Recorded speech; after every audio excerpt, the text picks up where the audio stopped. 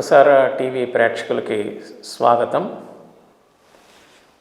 ఈ రోజున భగవద్గీతలోని ఇంకా కొన్ని లోతైన విషయాల్ని తెలుసుకోవడానికి మనం ముందుకు వెళ్తున్నాం. ముందు గురు ప్రార్థన.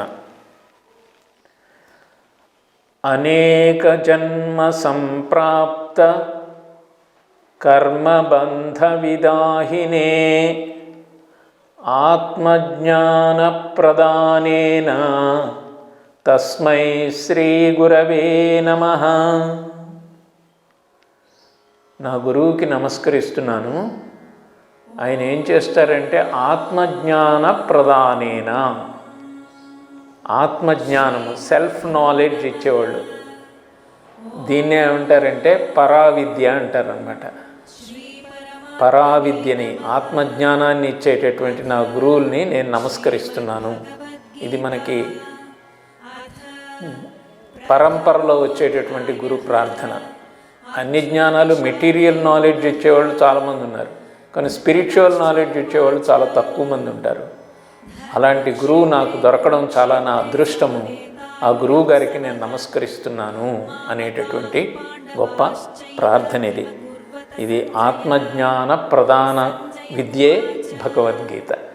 దానిని ఇచ్చినటువంటి వారే శ్రీకృష్ణ పరమాత్మ. అందుకే కృష్ణం వందే జగద్గురుం అని చెప్పుకుంటాం. సరస్వతి ప్రార్థన కూడా చేసుకుందాం. ఎందుకంటే వాగ్దేవి కరుణా కటాక్షాలు ఉంటేనే మనకి సద్భావనలు వస్తాయి, సత్కార్యాలకి మనం నడుం కట్టగలం. భావన నుంచే కార్యం వస్తుంది కదా. అందుకని సరస్వతి మాతని మనం ప్రార్థిద్దాం. ఇది మన తెలుగు కవులు రాసినటువంటివి నేను ప్రార్థనలో తీసుకొస్తున్నాను. ఇది శ్రీనాథ మహాకవి రచించినటువంటి చిన్న సరస్వతి పద్య ప్రార్థన. ఇది కంఠపీఠిక నోంకార ఘంటమరయు చలగుగావుతమన్మన క్షేత్రసీమ కవి కుటుంబము పాలిటి దివిజ సురభి జలజ సంభవు బోటి భాషావధూటి. శ్రీనాథుడు సామాన్య కవి కాదు కదా, మహాకవి అయిన. కంఠపీఠికను ఓంకార ఘంటమొరయు అన్నాడు. ఓంకారం అంటే ఆయన ప్రణవపీఠిక అని ఆయన చెప్తే పిల్లలు మర్రివారు. ఈయన శ్రీనాథుడు ఏమన్నాడు? కంఠపీఠిక ఓంకార ఘంటమొరయ.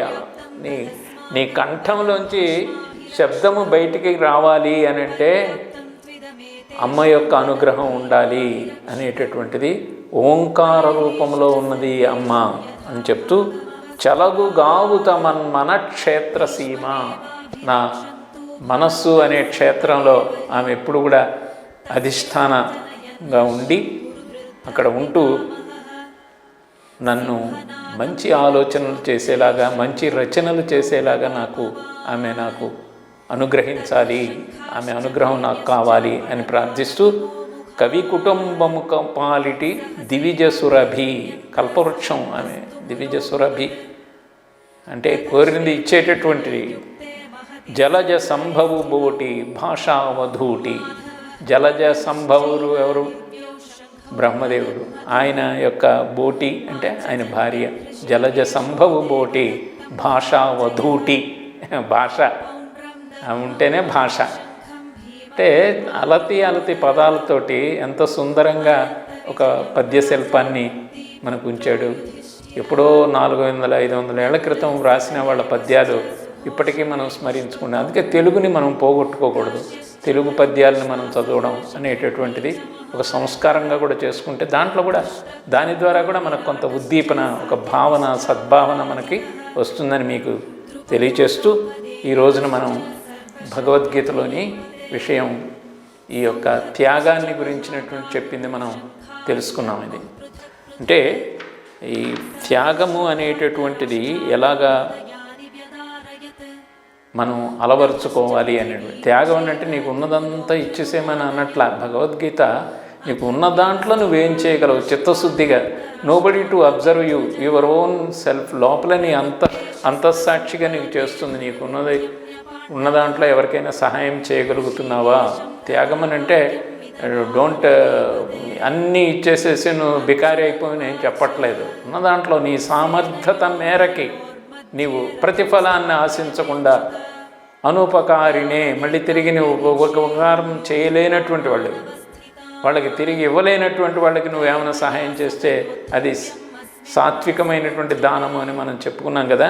అది చేస్తూ ఇంకేం చెప్తున్నారంటే, ఏదైనా పని జరగడానికి 5 కారణాలు ఉంటాయి అని చెప్తున్నారనమాట. పంచైతాని మహాబాహో కారణాన్ని నిబోధమే. 5 కారణాలు ఉంటాయంట ఏదైనా పని జరగాలంటే. అది చెప్తున్నారన్నమాట. అనాలిసిస్, ఒక వర్క్ జరగడానికి what an amount of analysis is found here అంటారు స్వామి రంగనాథానంద. ఊరికే ఒక పని జరగాలి అని అంటే 5 కారణాలు ఉంటాయి. ఏమిటనంటే అవి, మొట్టమొదటి నీకు శరీరం, ది బాడీ, తర్వాత ఇంద్రియాలు, ది సెన్సెస్, తర్వాత అవి చేసేటటువంటి పనులు, different functions of the senses. మూడోది ఇంద్రియాలు ఉంటాయి కానీ అవి సరిగ్గా పని చేయకపోతే, అందుకని ఫంక్షన్స్ కూడా ఉండాలి. వాటికి కన్ను ఉంటుంది, అది చూడలేకపోతే మళ్ళీ అది ఫంక్షన్ చేయలేదు కదా. కాబట్టి మూడో కారణం the different functions of the senses. చాలామందికి అనుమానం ఏమొస్తుందనంటే, భగవద్గీత అంటే కోరికలు చంపించుకోవాలి, కోరికలు తగ్గించుకోవాలి అని అన్నట్లే భగవద్గీత అనుకుంటుంటారు. అమ్మో భగవద్గీత జోలికి మనం వెళ్ళకూడదురా అని, కోరికలు తగ్గించుకో, ఇంద్రియాలను కంట్రోల్ చేసుకో అని అంటున్నారు. నువ్వు అన్నీ ఎంజాయ్ చెయ్యి, అన్నీ చెయ్యి, కానీ మోడెస్టీ ఉండమని చెప్తుంది భగవద్గీతలో. గొప్ప మాట వస్తుంది, ధర్మా విరుద్ధో భూతేషు కామోస్మి భరతర్షభ. ధర్మానికి విరుద్ధం కాకుండా ఉండేటటువంటి కోరికను కూడా నేనే అంటున్నాడు. అంటే నీకు వచ్చేటటువంటి కోరికలు ధర్మబద్ధమైనయా, ధర్మానికి వ్యతిరేకంగా ఉన్నది నువ్వు డిసైడ్ చేసుకో. ధర్మానికి విరుద్ధంగా లేని కోరిక అనుకో, దాన్ని ఇంప్లిమెంట్ చేసుకోవచ్చు. There is nothing wrong in that. ధర్మానికి ఒక ఇల్లు కట్టుకోవడం కోరిక, ధర్మానికి విరుద్ధంగా లేకుండా చేసుకోను. ఇంకొకటి జాగాలో నువ్వు కబ్జా చేసి ఇల్లు కట్టావు అనుకో, ధర్మానికి విరుద్ధం. అది నీకు సారోయే, ఎదుటోడికి సారోయే. నీ ఆ జీవితం జీవించినా నీకు ఆఖరికి నీ మనసే నిన్ను ద్వేషిస్తూ ఉంటుంది, ఆత్మద్రోహి అయిపోతారు. అది భగవద్గీత. కోరికలు ఏం చంపుకోమని అంటారు. కోరికలు ఎంతవరకు ఉండాలో అంతవరకు చేయండి. మోడెస్టీ అనేటటువంటిది, ఈక్వానిమిటీ, బ్యాలెన్స్ ఆఫ్ మైండ్ అని చెప్తోందనమాట ఏది. కాబట్టి మనం భగవద్గీత అనేటప్పటికి ఇదేదో ముట్టుకుంటే మనం సన్యాసులం అయిపోతామేమో, కోరికలు లేకుండా ఉండాలంటున్నారు అనేటటువంటి అపప్రథలోంచి మనం బయటపడి మన యొక్క జీవితాన్ని యజ్ఞదాన తపఃకర్మ ఇలస్ట్రేషన్స్ మనం ఏమైతే చూసామో ఆ విధంగా మనం చేయాలి. ఆ విధంగా మనం చేసుకుంటూ ముందుకు వెళ్ళాలి అనేటటువంటి చెప్తూ, సర్వభూతేషు ఏనైకం భావమవ్యయమీక్షతే. ఒక బ్యూటిఫుల్ శ్లోకం వస్తుందండి ఇది, ఉపనిషత్తుల్లో చెప్పబడినటువంటిది. ఇది సర్వభూతేషు ఏనైకం భావమవ్యయమీక్షతే అవిభక్తం విభక్తేషు తజ్ఞానం సాత్వికం. సాత్విక జ్ఞానాన్ని గురించి చెప్తున్నారు. సాత్వికం మనకు కావాలి, తామసికం వద్దు, రాజసికం వద్దు. తామసం అని అంటే ఎప్పుడు లేజీగా ఉండడం, ఎప్పుడు అజ్ఞానంలో ఉండడం, మోహంలో ఉండడం, పనికిరాని పనుల్లో పీక దాకా మునిగిపోయి ఉండడం అనమాట. బయటికి రమ్మంటే రాడు, పైగా ఎవడైనా పైకి తీద్దామనంటే వాడిని కూడా లాగుతాడు అందులోకి. అది తామసం. అది చూడండి, బ్యాడ్ హ్యాబిట్స్కి లోనైనటువంటి వాళ్ళు వాడిని ఎంత చెప్పినా మనం కొట్టడానికి వస్తారండి. తర్వాత వాడి ఫ్రెండ్స్ని కూడా దాంట్లో ఆ ఊబిలోకి దించడానికి ప్రయత్నిస్తాడు. ఫ్రెండ్షిప్ పేరుతోటి దాంట్లో దింపుతాడు, వాడిని కూడా దాంట్లో ముంచేస్తాడు. So be careful, don't be tamasic. లేటుగా చేస్తాడు, ఆలస్యంగా లేస్తాడు, ఆలస్యంగా చేసుకుంటాడు. Don't be tamasic. భగవద్గీత చెప్పేది అది. రాజసిక్ అని అంటే ఐఎమ్ ద డూయర్, నేనే చేస్తున్నాను, నాకు పేరు కావాలి, రికగ్నిషను, ఇవన్నీ దర్పము, దంభము, ఇవన్నీ ప్రదర్శించేది. అది కూడా వద్దు మనకి.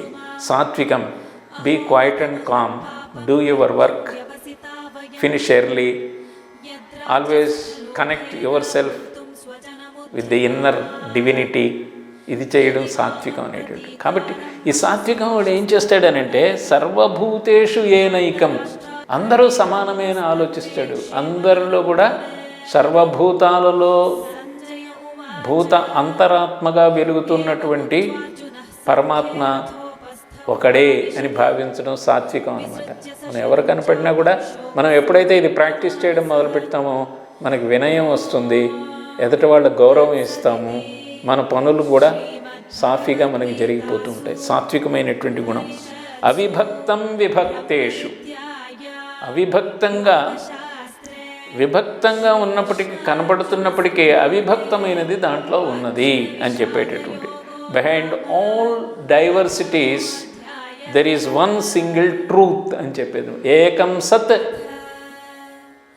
విప్రా బహుధా వదంతి అనేటటువంటిది. ఒకే సత్యం అనేక రకాలుగా కనపడుతోంది. ఒకే consciousness, universal consciousness, individual consciousness. Eddington అని ఆయన అంటాడు, there is no plurality for consciousness అనేది. చైతన్యం, నీలో ఉండే చైతన్యం అను, మా ఇంట్లో ఉండే కరెంటు పక్కింట్లో కరెంటు వేరు కాదు, కరెంటు ఒకటే, ఎలక్ట్రిసిటీ అది అంతే. దాని ధర్మం ఎక్కడనే చేస్తుంది అంతే. అలాగే ఆ శరీరంలో ఈ శరీరంలో అంతా కూడా భూతముల సర్వ ప్రాణుల యొక్క హృదయ అంతరాలలో వెలిగేటటువంటి చైతన్యం ఒకటే. ఆ చైతన్యమే బయట ఉంది, ఈ చైతన్యమే లోపల ఉన్నది. దీన్నే ఉంటారంటే అద్వైత సిద్ధాంతం, అద్వైతం. There is no duality, there is only oneness అని ఎవరైతే ఫీల్ అవుతారో అప్పుడు వాళ్ళకి ఏంటంటే అందరినీ కూడా ప్రేమిస్తారు, అందరినీ గౌరవిస్తారు, అందరితో కూడా వాళ్ళు కలిసిమెలిసి ఉండగలుగుతారు. అది సాత్వికమైనటువంటి జ్ఞానం అని చెప్తున్నారు అనమాట. వీళ్ళు ఎలా ఉంటారంటే సర్వభూత హితే రత, హితం కలగజేయడానికి, అందరికీ what favour I can do within my own means, నాకున్న దాంట్లో నేను ఎలా చేయగలగాలి అనేటటువంటి చాలా పనులు యూత్ ముఖ్యంగా తెలుసుకోవాల్సిన చాలా పనులకి it doesn't require any investment, money investment ఏం అక్కర్లేదండి. పెద్దలు వచ్చినప్పుడు గౌరవించడం, వాళ్ళు చెప్పినవి వినడం, తర్వాత మంచి పుస్తకాలతోటి మనం పరిచయం పెంచుకోవడం, జ్ఞానులు ఎవరైనా ఉంటే మీ కాలనీలో కానీ ఎక్కడైనా జరిగితే దాన్ని జాగ్రత్తగా వినడం, ఒక స్క్రాప్ బుక్ తీసుకెళ్ళి దాంట్లో పాయింట్స్ కొన్ని నోట్ చేసుకొని అప్పుడప్పుడు అవి రిఫర్ చేసుకుంటూ నేను ఈ ఒక్కొక్కటి ఎలాగ నా జీవితంలో అలా చేసుకుంటూ మనం వెళ్ళగలిగితే మనం కూడా ఎల్లాప్రగడ సుబ్బారావు గారి లాంటి జీవితం లాంటిది మనం కూడా యజ్ఞదాన తప కర్మల్లో మనం అయ్యి ప్యూరిఫై అయితే మనకేమవుతుందంటే ఆనందమే వేరది. అదే ఆనందం ఈ లౌకిక వాటితో వస్తువుల ద్వారా వచ్చే ఆనందం కన్నా చాలా గొప్ప ఆనందాన్ని మనం పొందుతాం. యూనివర్సిటీస్లో చదువుతూ ఉంటారు. నేను కొంతమంది స్టూడెంట్స్ మీ యూనివర్సిటీ లోగోలో ఏముంటుంది అని అడుగుతాం కదా. ఉస్మానియా యూనివర్సిటీ స్టూడెంట్ని అడిగాను, ఎంఏ చేశాడు ఆయన, మీ లోగోలో ఏముంటుందని. నాకు తెలియదు సార్, ఉస్మానియా యూనివర్సిటీ ఆ స్టాంప్ ముద్ర తెలుసండి, దాంట్లో సంస్కృతంలో ఒక మాట రాసి ఉంటుంది. ఏముంటుందని అంటే తమసోమా జ్యోతిర్గమయ అని ఉంటుంది. ఆ లోగో ఇంపార్టెన్స్ ఏంటి, ఆ యూనివర్సిటీ ఫౌండర్ ఎందుకు పెట్టారంటే నన్ను తమస్సులోంచి మనం జ్యోతిస్సులోకి వెలుగులోకి వెళ్ళాలి, అంటే అజ్ఞానం అనే చీకట్లోంచి జ్ఞానం అనే వెలుగులోకి వెళ్ళాలి. వేదంలో ఉండే మాటను అక్కడ పెట్టారు. మీకు ఇంకొక అద్భుతమైనటువంటి శ్లోకం దీంట్లో నేను ప్రస్తావిస్తాను ఇవాళ. అది మీరు వినడం, మీకు చెప్పడం నా అదృష్టంగా భావిస్తున్నాను. ఇది చాలా అద్భుతమైనటువంటి శ్లోకం. ఇది దీంట్లో ఏం చెప్తున్నారంటే లీడర్షిప్ క్వాలిటీస్ అన్నీ దీంట్లో ఉన్నాయి. If you want to emerge as a leader, you please note down this Shloka. This Shloka in the 18th chapter. దీన్ని ఇంప్లిమెంట్ చేసిన వాళ్ళు ఉన్నారు. ఇప్పుడు లీడర్షిప్ అంటే ఏమిటి, లెవెల్ 5 లీడర్షిప్ అని మేనేజ్మెంట్ క్లాస్ రూమ్స్లో చెప్తూ ఉంటారు. Level 5 leadership. లెవెల్ 1 అంటే ఏంటంటే వాడు ఈజ్ ఎ క్యాపబుల్ ఇండివిజువల్, పని చేస్తుంటాడు, క్యాపబుల్ అని.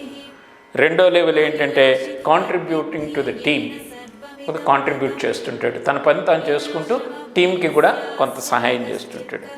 తర్వాత మూడోవాడు కాంపిటెంట్ మేనేజర్గా ఎదుగుతాడు. నాలుగో లెవెల్ ఏంటంటే ఎఫెక్టివ్ లీడర్ అవుతాడు. వీటికి మించి 5వ లీడర్షిప్ ఉంది అని gym Collins from good to great అనే ఒక పుస్తకంలో చెప్పాడు. అది one of the best seller books అయింది. అది good to great, from good to great, gym Collins. ఏమంటాడు లెవెల్ 5 లీడర్షిప్. లెవెల్ 5 లీడర్షిప్ ఏమంటాడంటే పర్సనల్ హ్యూమిలిటీ అంటే వినయంగా ఉండడం, అండ్ ఇండోమిటబుల్ విల్ అంటే దృఢమైనటువంటి నిశ్చయమైనటువంటి బుద్ధితో ఉంటాడు. తర్వాత ఎవరు చెప్పినా ఏమీ వినడు. At the same time complete lack of ego, వినయంగా ఉంటాడు అనేటటువంటిది. అయితే ఈ లెవెల్ 5 లీడర్షిప్ అంతవరకే వెళ్ళగలిగాడు. భగవద్గీతలో ఈ శ్లోకం చదివితే అంతకు మించి కూడా వెళ్ళేటటువంటిది లీడర్షిప్ దీంట్లో వస్తుంది. ముక్త సంగో అనహంవాదీ ధృత్యుత్సాహ సమన్వితః సిద్ధ్యో నిర్వికారో కర్త సాత్వకీ ఉచ్యతే అంటే చెప్పబడ్డాడు. ఈ కర్త సాత్వికీ కర్త అంటే ఈ లెవెల్ 5 లీడర్షిప్ దాటిపోయిందనమాట. ఇది అసలు అంత అంటే western management could touch that level only. కానీ భగవద్గీతలో ఈ శ్లోకం ఏం చేస్తుందంటే beyond that sky is the limit for a leader అన్నట్టుగా మనకి సర్వెంట్ లీడర్షిప్ అని చెప్పుకొస్తున్నారు. అసలు సర్వెంట్ లీడర్షిప్కి ఆంజనేయ స్వామికి మించిన సర్వెంట్ లీడర్షిప్ ఎవరున్నారండి? సముద్రాన్ని దాటగలడు, ఎన్నో చేయగలడు, కానీ రాములు వారి పాదాల దగ్గర కూర్చుంటుంటాడు. మై మాస్టర్ అంటే అహంకారం లేకుండా తాను ఆయన్ని రాజుగా చూడడం లేదు, దశరథ కుమారుడుగా చూడడం లేదు, సీతాపతిగా చూడడం లేదు, ఒక పరబ్రహ్మగా చూసేటటువంటి గొప్ప జ్ఞానం ఆయనలో ఉంది. అదే పరావిద్య ఆయన ఆకడింపు చేసుకున్నాడు. అందుకే ఆయనే బుద్ధిమతాం వరిష్టం అని అంటారు. బుద్ధిమతాం వరిష్టం వాతాత్మజం వానరయూధ ముఖ్యం. ఆయనకి నమస్కరిస్తే ఏమవుతుందంటే ఆ క్వాలిటీస్ కొన్ని మనలో వస్తాయి. ఆ క్వాలిటీస్ మనలో కావాలనంటే ఆయన అలాగా మనం దర్శిస్తాం. అంటే సర్వెంట్ లీడర్షిప్కి the greatest example even Sri Krishna is also servant leadership. రథం డ్రైవర్ ఒప్పుకున్నాడు, ఆయన రథం తోలడానికి ఒప్పుకున్నాడు, సర్వెంట్ కదా. అర్జునుడు కాళ్ళ దగ్గర కూర్చొని రథం తోలాల్సి వస్తుంది, పరమాత్మ అయి ఉండి. ఎందుకనంటే any job is not a mean job. చిన్నది పెద్దది అనేది లేదు. The attitude brings the difference. నువ్వు ఏ దృక్పథంతో నువ్వు పనిచేస్తున్నావు అని.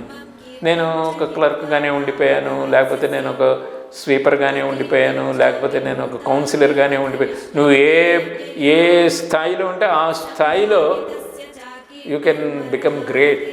నువ్వు చేయడంలో ఉంటుంది, నువ్వు చేసేటటువంటి విధానంలో ఉంటుంది, నువ్వు ఆలోచించేటటువంటి మనస్సులో ఉంటుంది అనేటటువంటిది భగవద్గీత మనకి చెప్తుందనమాట. ముక్త సంగో, ఫ్రీ ఫ్రమ్ అటాచ్మెంట్. సంఘ అంటే అటాచ్మెంట్. ఇప్పుడు మనం ఒక ఆర్గనైజేషన్లో పనిచేస్తున్నాం అనుకోండి, వీడు నా కులం, నా క్యాస్ట్ అయినా, లేకపోతే నా స్టేటు, ఇప్పుడు గ్లోబల్ ఆర్గనైజేషన్స్ ఉంటాయి. గ్లోబల్ ఆర్గనైజేషన్స్లో, మల్టీనేషనల్ ఆర్గనైజేషన్స్లో he's a black, he's white, ఇలా ఉండదు. ఈ సాత్విక లీడర్ ఎలా ఉంటాడంటే ముక్త సంగో, డివైడ్ ఆఫ్ అటాచ్మెంట్, అనహంవాది, నాన్ ఈగోయిస్టిక్. పార్టిసిపేటివ్ మేనేజ్మెంట్ ఎక్కువగా చేస్తాడు అతను.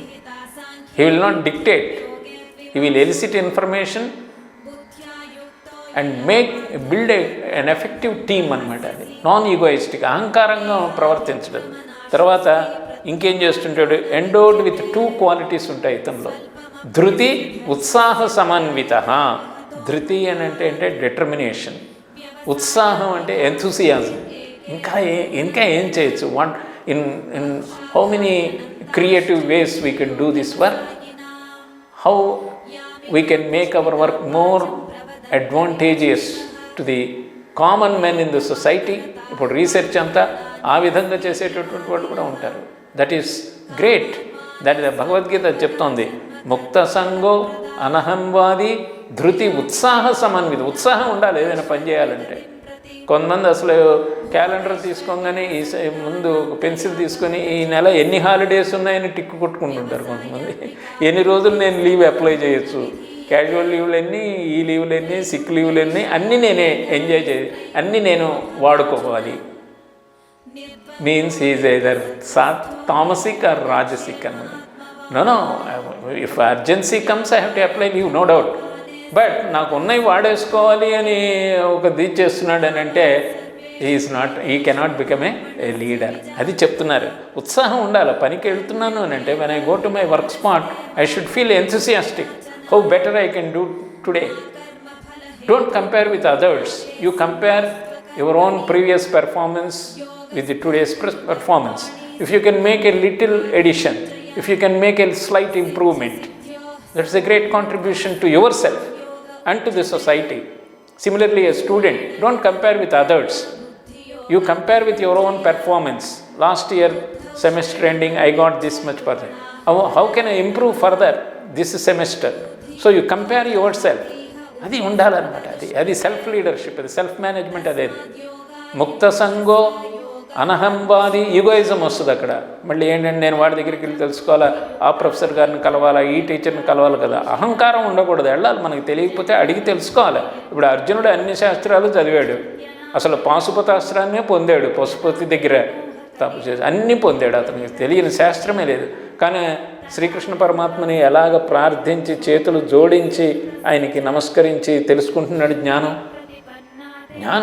సోక్రటీస్ అదే అంటాడు, I know that I do not know అంటాడు. దాన్ని నాకేం తెలుస్తోందంటే ఇంకా ఎక్కువ జ్ఞానం వస్తూ ఉంటే ఇంకా తెలుసుకోవాల్సిన జ్ఞానం ఇంకా ఎక్కువ ఉందని తెలుస్తోంది అన్నాడు. సో అది అనహంవాది. ధృతి, డిటర్మినేషన్ ఉండాలి. ఇవాళ పొద్దున్నే లేచి చదువుదాం అని అంటాడు. 2 రోజులు మొదలుపెట్టిన తర్వాత వేరే ఒక అట్రాక్షన్ వచ్చేటప్పటికి ఇంకో రోజు చదువుదాం, ఇది అది కలిపి రేపు చదివేస్తానులే అని అంటాడు. అంటే ఏమైంది? ధృతి లేదు అక్కడ. నిశ్చయంగా ఉండాలి, అది ఉత్సాహం ఉండాలి, enthusiasm. I'm not studying this subject for a degree, mere degree. I want to know. ఇప్పుడు ఎలక్ట్రానిక్స్ ఇంజనీర్స్ ఉంటారు, సిలబస్లోదే కాదు, బియాండ్ దట్ సిలబస్. అందుకే ఇంటర్వ్యూస్లో బియాండ్ ద సిలబస్ అడుగుతారు క్వశ్చన్స్. కొత్తది కొత్త పుస్తకం ఏం చదివావు ఎలక్ట్రానిక్స్లో, నీకు కొత్త ఇన్వెన్షన్ ఏంటి, లేటెస్ట్ది ఏంటి చెప్పని అంటారు. సో ఉత్సాహ సమన్విత. ఇంకేమంటే సిద్ధ్యో, this is very important. The second line of this shloka is far more important. సిద్ధ్యో అంటే నువ్వు చేసేటటువంటి పనులు ఒక్కొక్కసారి ఫ్రక్టిఫై అవుతాయి. They may yield results, they may yield fruits, they may bear fruits, they may not bear fruits. సిద్ధ్య అసిద్ధో, అది ఒకసారి రావచ్చు, రాకపోవచ్చు. అప్పుడు ఎలా ఉండాలంటే నిర్వికారముగా ఉండాలి. అంటే అన్పర్టర్బ్డ్గా ఉండాలి అనమాట. అంటే సిద్ధించడంగానే ఊరికే గెంతేసి నేను కొట్టేసాను చూసావా, నాకు వచ్చేసింది చూసావా, నాకు డోంట్ డూ దట్. రాలేదనుకో, రాలేదు అని కృంగిపోక్కర్లా. I have to put more efforts, అభ్యాసయోగం ఇంకా చేయాలి నేను, I have to do that అని నువ్వు రిమైండ్ చేసుకో. సిద్ధ్యో నిర్వికార కర్తా సాత్వకి ఉచ్యతే. చూడండి, ఎల్లాప్రగడ సుబ్బారావు గారికి నోబెల్ ప్రైజ్ రాలేదు, ఏమి రాలేదు. తోటి రీసెర్చ్ చేసేటటువంటి సైంటిస్ట్ ఆయన్ని మోసం చేశాడు. ఆయన చేసినవి ఈయన చేసినట్టుగా చెప్పుకున్నాడు, ఎన్ని చేశాడు. బట్ నిర్వికార, I'm doing great contribution to the society for cancer patients, for people who are suffering from diseases inflicted with viruses and bacteria. ఆయన చేశాడు. ఆయన అందుకే ది ఎగ్జాంపుల్, షైనింగ్ ఎగ్జాంపుల్స్ వీళ్ళందరూ కూడా. అలాగే అబ్దుల్ కలాం గారు, ఆయన గురువు గారు Satish Dhawan. When failure comes he accepts, when success comes he attributes it to his టీమ్కి ఇస్తున్నాడు ఆయన. సో ఇలాంటి మన రోల్ మోడల్స్ ఇవి మనం తెలుసుకోవాలని అంటే మనం ఈ క్వాలిటీస్ ఏమిటో మనం తెలుసుకుంటే వాటిని మనం ఎక్వైర్ చేయాలనేటటువంటిది ఆ జిజ్ఞాసతోటి మనం చేసుకుంటే మన జీవితం ఆనందమయంగా సాగుతుంది అని చెప్తూ, ఒకటే ఐ అని అన్నాం అనుకోండి, ఐ అని అంటే వాడికి ఏదో ఒక బాధ వస్తుంది, నేనే అని చేయకూడదు, ఇల్నెస్ వస్తుందంట. ఉయ్ అని అంటే వెల్నెస్ వస్తుందంట.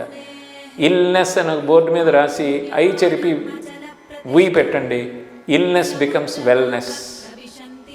So that is what Gita talks about. Gita దాన్ని మనం అర్థం చేసుకోవాలి. దాన్ని ముక్త సంగో అనహన్వాది ధృత్యుత్సాహ సమన్విత సిద్ధ్యో నిర్వికార కర్త సాత్వకి ఉచ్యతే అనేటటువంటిది ఇది మనం ఈరోజు చెప్తున్నాం అనమాట. Success or failure, don't get perturbed, put more efforts to get success. When success comes don't get elated అని గొప్ప మెసేజ్ మనకి భగవద్గీతలో మనకు దొరుకుతుంది. ఈ విధంగా మనం మోక్ష సన్యాస యోగంలో కొన్ని శ్లోకాలని వాటిలో వచ్చేటువంటి జ్ఞానాన్ని కొంత మనం షేర్ చేసుకోవడం జరిగింది ప్రసార టీవీ మాధ్యమం ద్వారా. చక్కగా విన్నందుకు మీ అందరికీ కృతజ్ఞతలు. మన సనాతన సాంప్రదాయంలో మనమే బాగుండాలి కాదు, పక్కవాళ్ళు అందరూ బాగుండాలి. సర్వే సంతు సుఖినః, సర్వే సంతు నిరామయాః, సర్వే భద్రాణి పశ్యంతు, మా కశ్చిత్ దుఃఖభాగ్ భవేత్. ఎవ్వరూ దుఃఖంలో ఉండకూడదు అని కోరుకునేది గొప్ప సాంప్రదాయం, మన భారతీయ సాంప్రదాయం ఇది. మిగతా చోట్ల మా వాళ్ళే, మా క్లానే, మా కమ్యూనిటీయే బాగుండాలి కాదు. సర్వే సంతు సుఖిన, సర్వే సంతు నిరామయ, సర్వే భద్రాణి పశ్యంతు. అందరూ మంచినే చూచెదరు,